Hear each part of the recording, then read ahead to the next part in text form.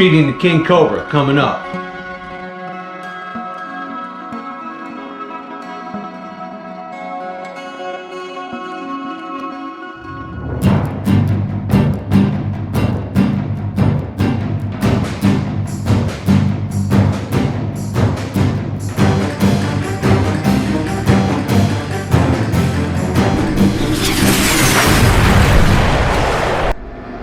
Fangs in your face. Subscribe now. Hey, a big Venom Central thank you to Paul Gretsch. That's Diesel's new sponsor. But hey, Patrick Mullahan, the General. Thank you, brother. Hope you're feeling better. Dan McCarty, thank you, bro. Peter Carmichi, Alf Richard Peterson, thank you so much, brother. And Wally Tucker. Hey, you guys, thank you for everything that you're doing for us. And we need it now more than ever. We are in the battle of our lives. And we're hoping that things can, maybe we see some light at the end of this tunnel, but it ain't looking good. It's looking kind of grim. So hang in there, guys. We're going to try to cheer everybody up with a little video tonight. What's happening, Venom Squad? Hey, tonight we're gonna feed King Diesel, and he's ready for a string of rodents. And let me tell you, I'm gonna do a little herp tip tonight, okay? And I did this on my Instagram post a couple days ago, and I had such a response to it. Everybody's like, man, we never thought of that. That's such a great idea. So I want to share it with my YouTube followers. I've got a few little rattlesnakes I need to feed, so I'm going to show you a little technique I do. But also, hey, an update on our situation here in South Carolina. Now, as you all know, we've been fighting this venomous ban, this non-native venomous reptile ban. And as of right now, everything is kind of at a standstill. And a standstill is not a good thing. This is actually probably going to turn ugly very fast. What I believe is going to happen is, now this is supposed to go to, it went to a non-concur, okay, meaning it's going to get pushed over to a special conference committee. This amendment placed on this bill. So what is happening is we're waiting for the 8th. They're supposed to be able to come back and set a date for this conference committee. And I've been talking to some legislators and some of their staffers, and I've been told that, well, there is no date yet, okay? And it might just get held over till next year, till January something. And they're not giving us any kind of inclination when this will happen. And this is the calm before the storm. You know, I can't stress enough on how important it is for South Carolina residents and everybody across the country, I mean, to get involved in this, because, and let me tell you, I've been so entrenched in this, and I've talked to legislators, I've talked to their staffers, and I've talked to a bunch of people, and a lot of the legislators, a lot of the congressmen and the senators and stuff. And when I talk to them, let me just educate you on something. This is what they are in their mindset. This is what it is it's never just like the venomous snakes. It's exotic reptiles, okay? And the ecosystem, and they keep jumping back to Florida and the python problem, and you know, and what's going on here is that in their minds, and we're trying to educate them, but you know, I've been told that I don't care what anybody says, I'm not taking a chance on our ecosystem. And I love our ecosystem. I'll do anything to protect our ecosystem. But I'm gonna tell you something. How easy would it be for them to rewrite this and just drop the word venomous and make it about exotic reptiles in its entirety, okay? I mean, think about that. Because I've warned people in the past several months. I've done a video where I went off on a rant about free handling and your social media and all that, that it's coming, that there's bad coming. Trust me, I can feel it, it's coming. And I was right. And nobody can dispute that. I was 100% on the money correct, okay? That there's bad coming because of this. And let me just make one more, how do you say it, Dina? Plea. No, not a plea. When you see something coming. Premonition? Premonition. A premonition. One more premonition. Okay. It's not going to be just venomous. I'm telling you, it's too easy to rewrite this and drop that venomous word out of there and make it all exotic reptiles. Please, everybody, South Carolina residents are really important. Everybody across the country, if you're a damn gecko keeper, if you keep venomous, if you keep pythons, whatever it is, anything exotic, that's what it's coming down to, okay? And if we don't stand up as a community and bond together and get everybody on board and start doing this and start calling, start writing the emails, and I know you get bounce backs and stuff, but stay on it, keep doing it, because a bombardment from across the country, period, that we're watching what's happening in South Carolina right now. We're watching what's happening in Florida right now. They're getting sued in Florida. I mean, there's already a lawsuit in progress down there. There may be one in South Carolina next. I don't know.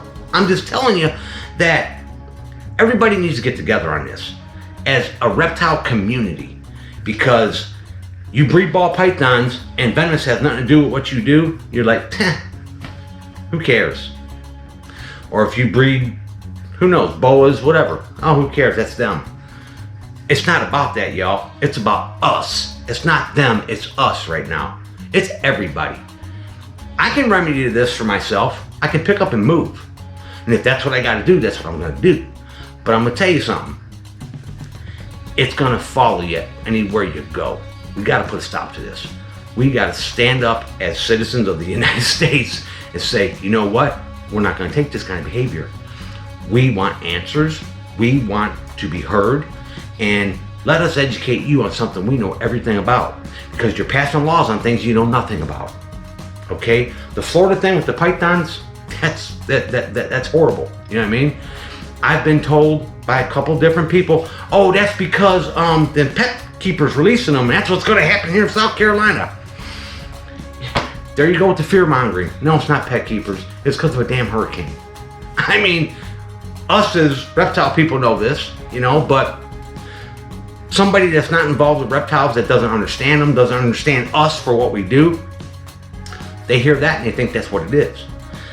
Like the fear mongering that's going on here in South Carolina with all the media and the social media, and what these people are hearing, what these legislators are hearing is, oh, they're being released into the wild, they're going to kill our ecosystem, which none of it is true. It's all bullshit, and we all know it.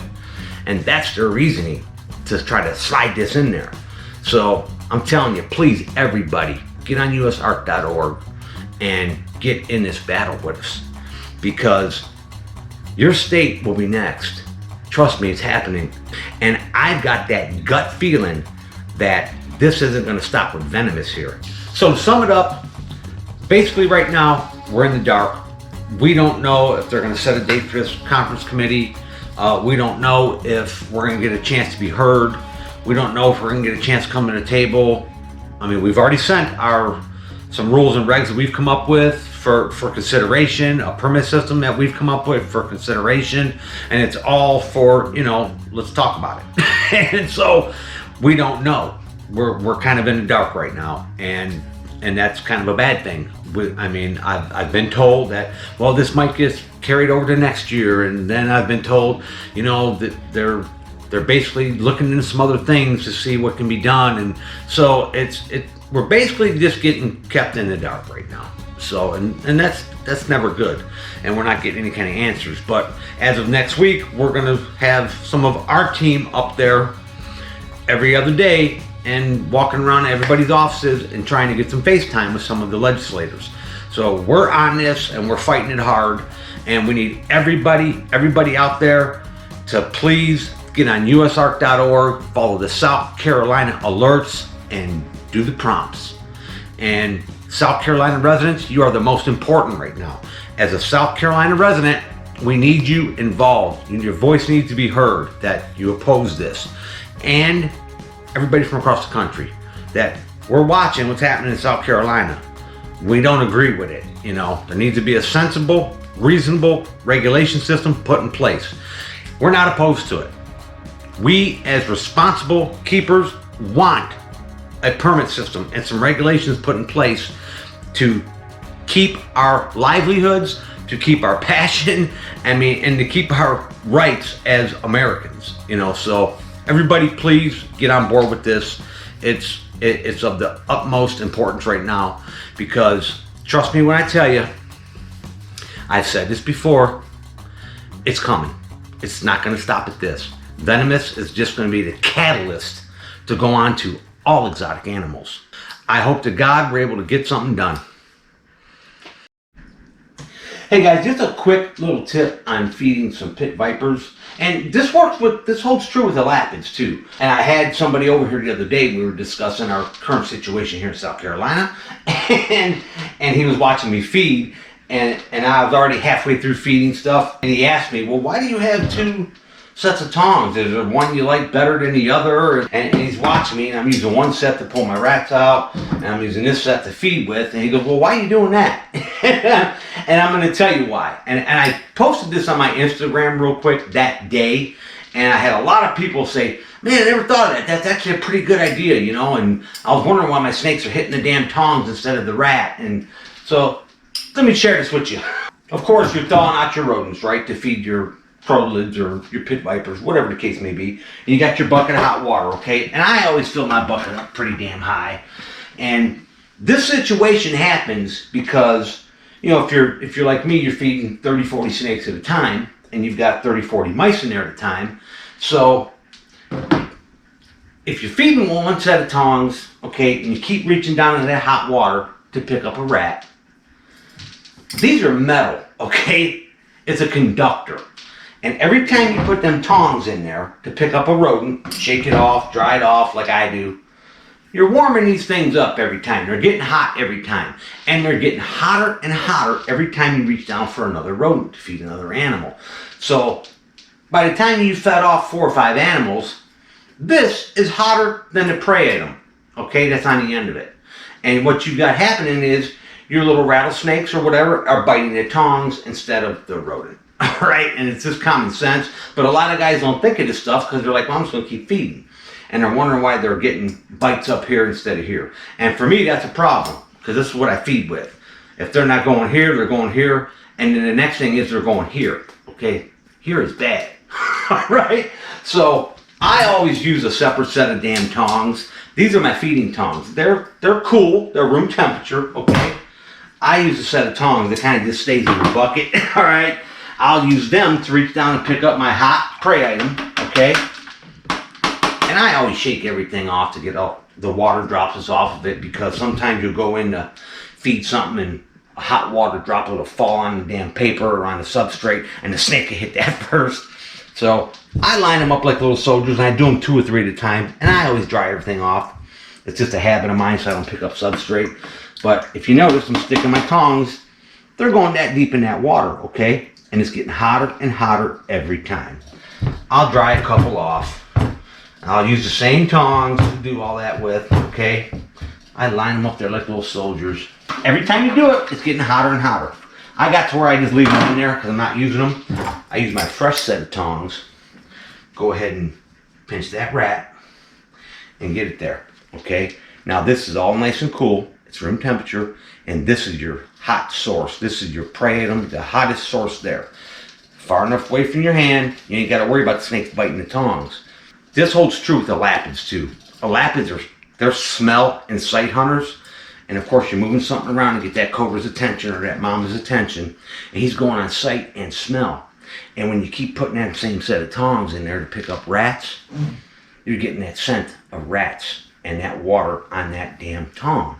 So I've seen cobras do this a million times. They're chewing on the damn tongs and they're ignoring the rat, you know? And it's because it's holding smell there.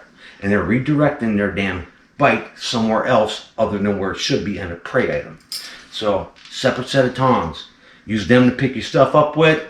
Use these to feed with. I'm guilty of this too. Sometimes I'll just pick them up, shake them off, and set them there. But I do this when I'm feeding a lot of times. If I'm feeding something in a front opening cage, this is my feeding arm, you know what I mean? And this hand that I may be handling a rat with, it's good practice. I keep this behind my back, okay? I literally keep that hand behind my back and I reach in to feed an animal. And we want to reach in to him and then bring him over to the prey item, instead of just trying to shove it in his face and spook him and turn it into a damn defensive strike instead of a predatory strike. So I keep that behind my back and reach in and feed. Well, I'm gonna feed a couple rattlesnakes in the rack here. Watch how they're going to hit this and not the tong. Okay, we're going to feed a couple of little Mexican West Coast real quick. And I've been feeding these little buggers like every 4 or 5 days. And I'm keeping them on just like adult mice right now. But they are growing like crazy.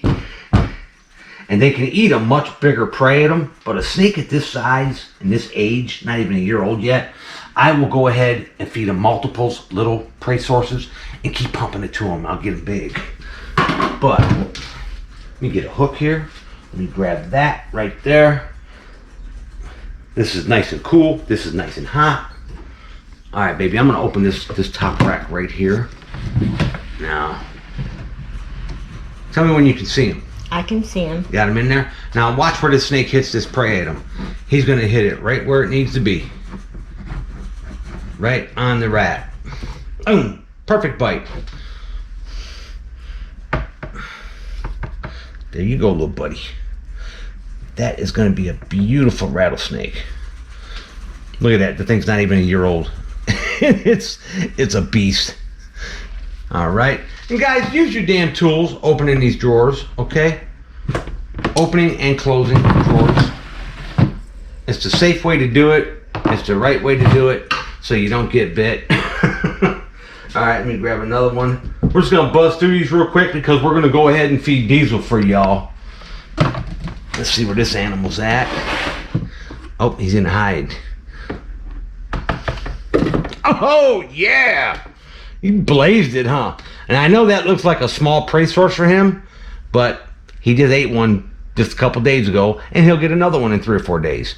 And I'll do that for the next several months till I bump him up to, like, you know, small rats.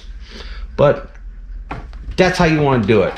He's not biting the damn tongs, he's not injuring himself, and you're not getting bit. So that's the right way to do it, y'all.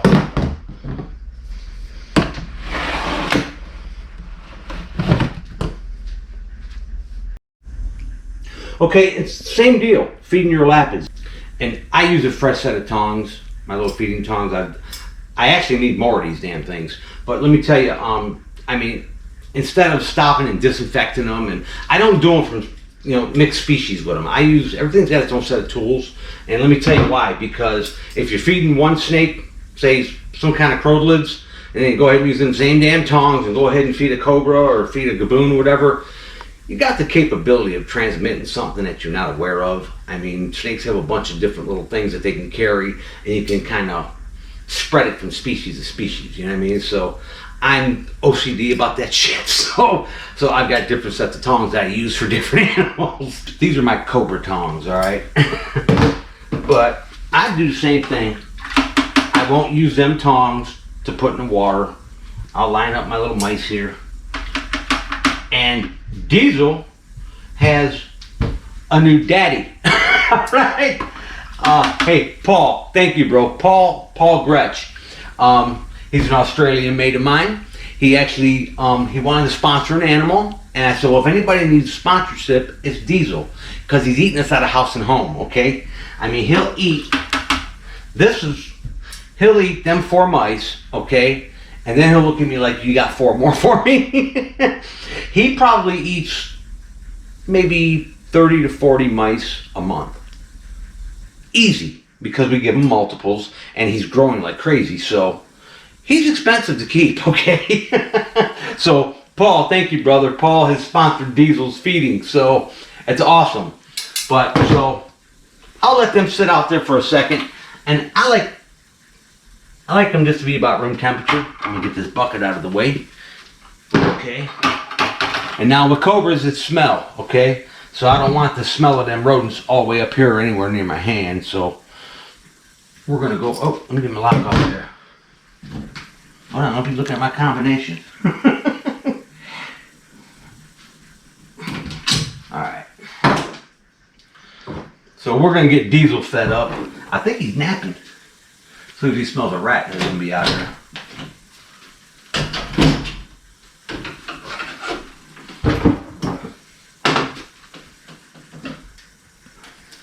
He's in his box still. We will wake him up.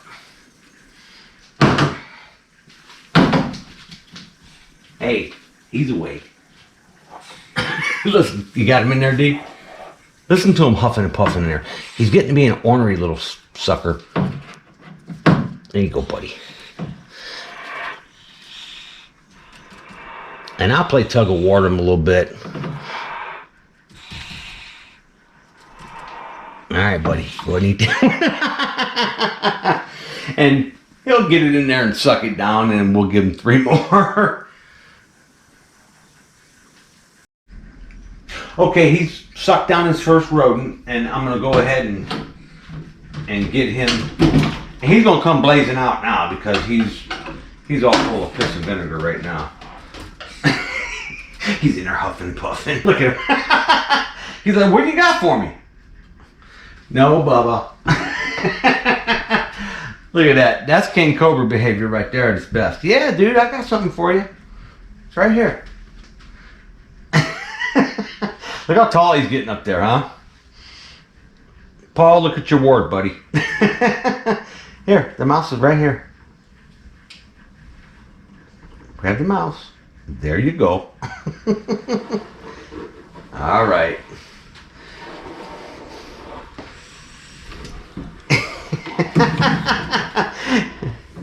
And we are putting Diesel in a new cage here very, very soon. We don't know if we're going to be moving or staying here or what. So it's messed up because we actually had a new cage ordered for him, and they sent it to us, and it was the wrong cage. So we had to go through all the bullshit of sending it back. Let's let him eat it, babe. Back up a little bit. I'm going to close the door. No, you know what? We're going to set the camera right in front of this. Here you go. Hand it to me, sweet pea. Y'all can watch Diesel in all his glory. Because when he's done eating, he's going to come out and investigate this camera. There we go.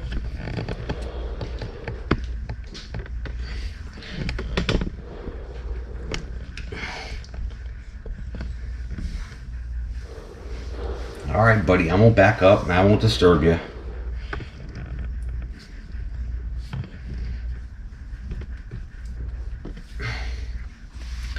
Now, I got more mice just lined up over there. Of course, Diesel being in a Elapid, he doesn't need them warmed up and heated up constantly like for all the little pit vipers and stuff. So he's working on scent, scent and sight. You can see how far he come out for his rodent.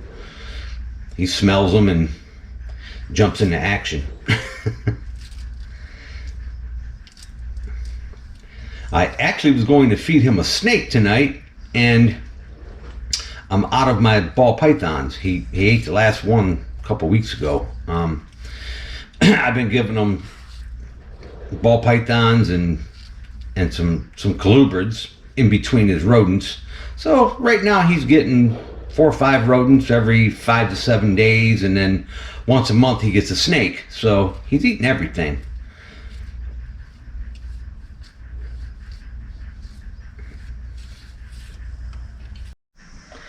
Diesel, where you going, Bubba? Get up here.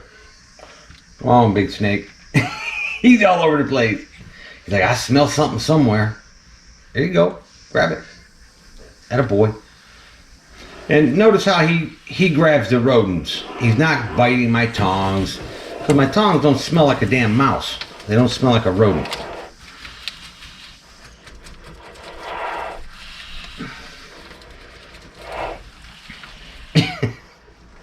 He's a little pisser. I had to pull his high box out of there. He's slamming that thing all over the damn place.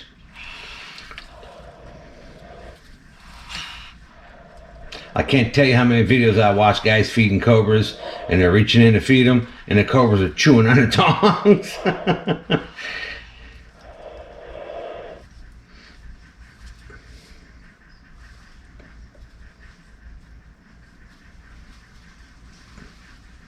Yeah, he's hiding in the back to eat that one.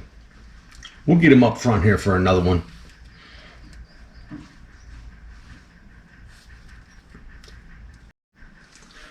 All right, he's worked that one down.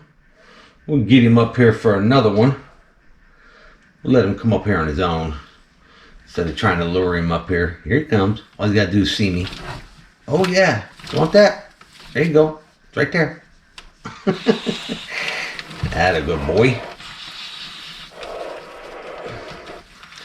And I'll tell you, like when Diesel was smaller, I'd cut them tails off just to keep him from wasting time trying to get that tail down. We'd just shove another mouse in his face right away, get him to eat multiples. But he's past that stage now. You know, he can go ahead and suck them down pretty quickly. He's getting big. He's probably, I'd say he's a little over 7 foot already. Them ball pythons and all these rodents are actually starting to put some size on them. Kings don't really start getting big. They're 10, 12 foot. They'll start putting on that body mass and that weight, and that head will start buffing out. Especially on the males. The males get them big fat heads on them. The females keep a little small dainty head. And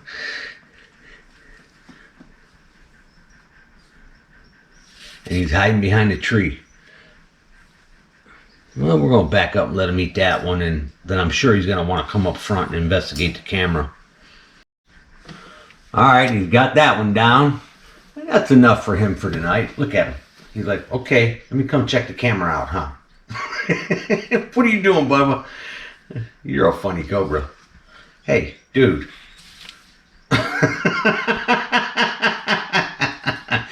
Diesel, you are a character, buddy. That's just how inquisitive king cobras are. They want to know about everything. They're just nosy little guys. What are you doing, dude? Now he's watching me. He's like, what's going on over there? I ain't got no more for you. Well, Paul, you ever come stateside, brother? You have to come feed Diesel. I'll teach you how to feed a king.